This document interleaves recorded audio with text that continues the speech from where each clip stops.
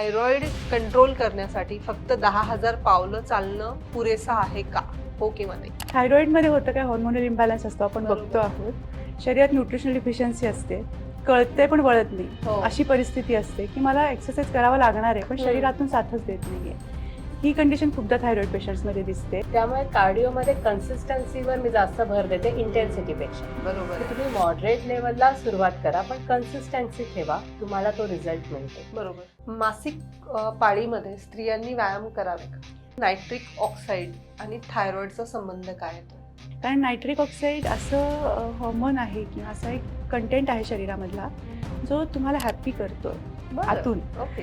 तुमच्या शरीरातलं सर्क्युलेशन सुधारणार आहे, ब्रेनची जी नर्वस सिस्टीम थोडीशी ढेपाळलेली असते त्याला ॲक्टिवेट करणार आहे. इवन सेक्शुअल डिस्फंक्शन असेल ते तुमचं ॲक्टिवेट व्हायला नायट्रिक ऑक्साईडची मदत होणार असते. व्यायाम करताना खूप घाम आला म्हणजे व्यायाम व्यवस्थित झाला किंवा जास्त फॅट बर्न झालाय आणि घामच आला नाही म्हणजे माझा व्यायाम सार्थकी लागला नाही, काय नाही, वाटतं? असं काही नाहीये. मी बऱ्याच वेळेला सांगते की शरीर आहे ना हे मुवमेंटसाठी आहे. अगदी बरोबर. आपण त्याच्यामध्ये कम्फर्ट झोन शोधत असतो. त्यामुळे एक्सरसाइज हे मॅन्डेटरी आहे, तुम्हाला थायरॉइड असो किंवा नसो. व्यायामानंतर स्नायू भरून काढण्यासाठी वे प्रोटीन घेणं थायरॉइड पेशंटसाठी योग्य काय योग्य?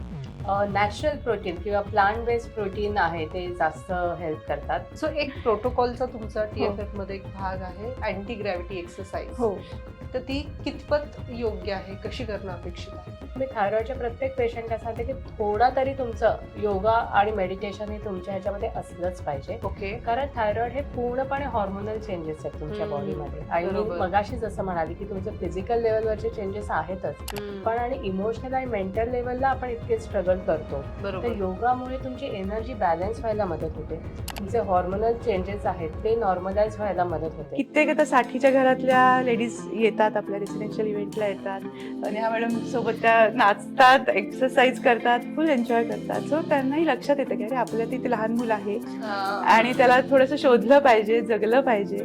सो एक्सरसाइज आणि झुंबा किंवा डान्स, एरोबिक्स हे बेस्ट ऑप्शन्स आहेत मेनोपॉझल एजच्या स्त्रियांसाठी नक्की.